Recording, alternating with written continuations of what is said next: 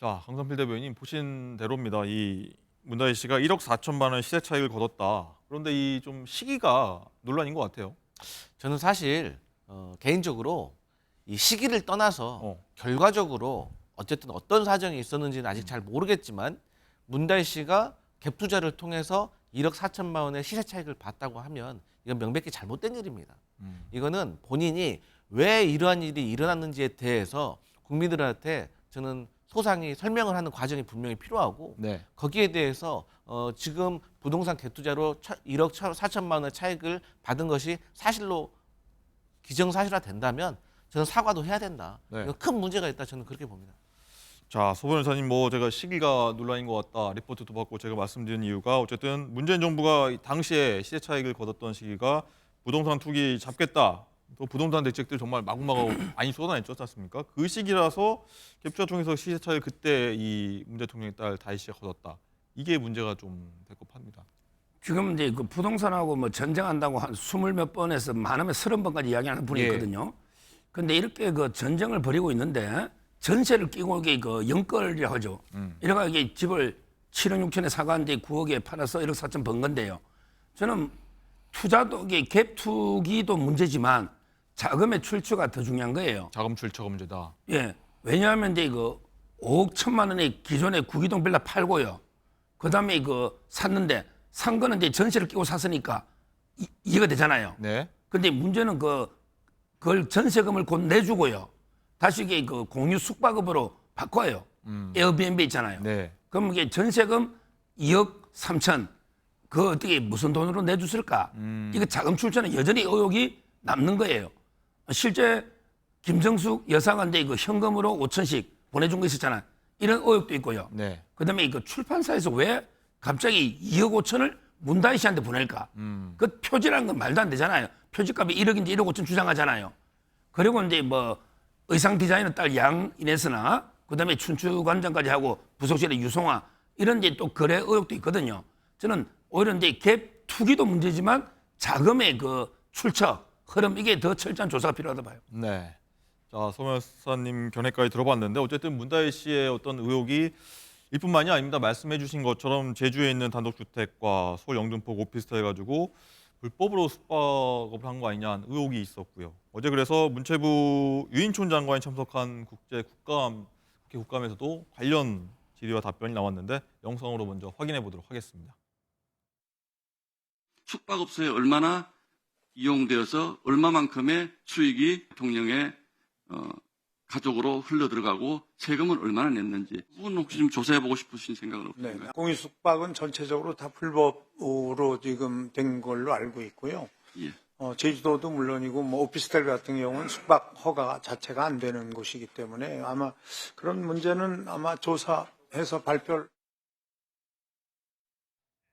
자, 이 실제 숙박 사이트 보면요, 이 숙소 이용 후기만 130건이 넘는다 이렇게 확인되고 있고 어제 들으신 것처럼 유인촌 장관도 불법으로 알고 있다 이렇게 밝히기도 해서 경찰이 또 수사에 내사에 착수했다 이런 소식도 들리고 있는데 자, 강성필 대변인님, 네. 자 여러 정황 보면은 불법으로 숙박업 운영했다 이런 의혹에서는 벗어나기가 쉽지는 않아 보이긴 합니다.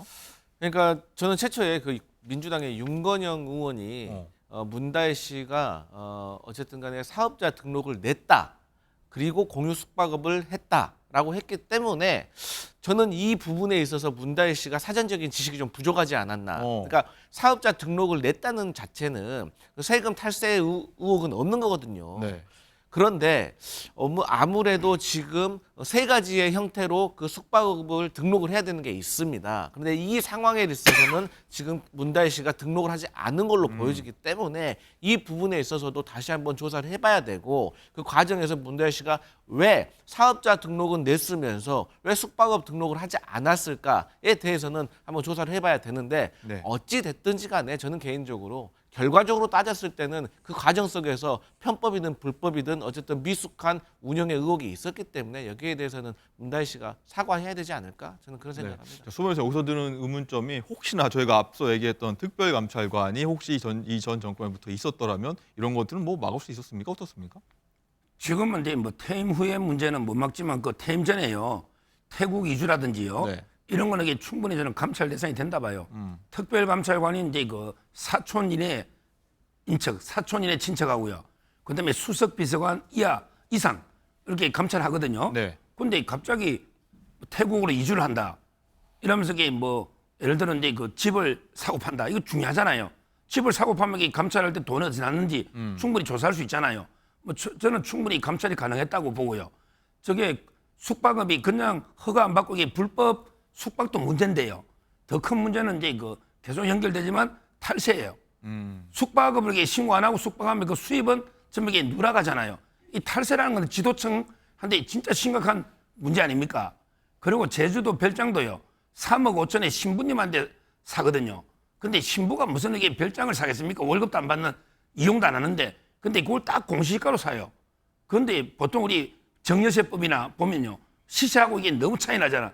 이럴 때는 이게 또 차익이 편법, 뭐 이게 정년지 또는 이제 여러 가지 명의신탁인지 네. 이런 게 전부 종합적인 조사가 아마 그래서 국세청에 조사를 다 촉구한 걸로 알고 있습니다. 자, 강성필 대변인 쭉 여러 의혹들도 말씀을 쭉 해주셨는데 어쨌든 이 문다혜 씨가 검경의 어떤 줄 조사를 피하기는 어려워 보이거든요. 이 현실을 어떻게 바라봐야 됩니까? 사실 이 문다혜 씨와 관련돼서 이런 관심이 집중된 거는 문다혜 씨 전 남편에 대해서 특혜 채용이 있었느냐 없었느냐에 대해서 이 조사를 하는 과정 속에서 문다혜 씨의 어떤 개인적인 내용들이 검찰 수사 과정에서 저는 좀 별건 형식으로 간 것이 아닌가. 네. 하지만 뭐 별건 형식이든 어떤 형식이든 간에 그러한 과정 속에서 문다혜 씨가 잘못을 저질렀다면 저는 개인적으로 사과하고 법적인 책임이 있다면 져야 된다고 생각을 합니다. 하지만 그럼에도 불구하고 야당의 지지와 많은 국민들이 느꼈을 때에는 아니 조국 일가의 사건 때처럼 이것을 하나하나 다 털기 시작하면 여기서 살아남을 사람이 누가 있겠느냐, 멸문지화되는 것이 아니냐라는 우려가 있는 것이고 네. 최근에도 야당의 대표인 김의경 씨와 관련해 가지고도 10만 4천 원에서 본인 바깥 빼면 뭐 7만 몇천 원 정도인데 이걸 가지고도 수사하고 기소해서 재판받는데 그와 비교했을 때 지금 대통령의 배우자에 대해서는 과연 검찰이 형편성에 맞게 조사하고 태도를 반응을 하고 있는지 궁금합니다. 알겠습니다. 뭐 뉴스가 끊이지 않으니까 계속해서 저희가 팔로우업해서 전해드리도록 하겠고요. 자, 오늘 뉴스는 여기서 마치려고 하는데요. 다음 주엔요 보다 희망찬 뉴스를 많기를 바라면서 문을 닫도록 하겠습니다.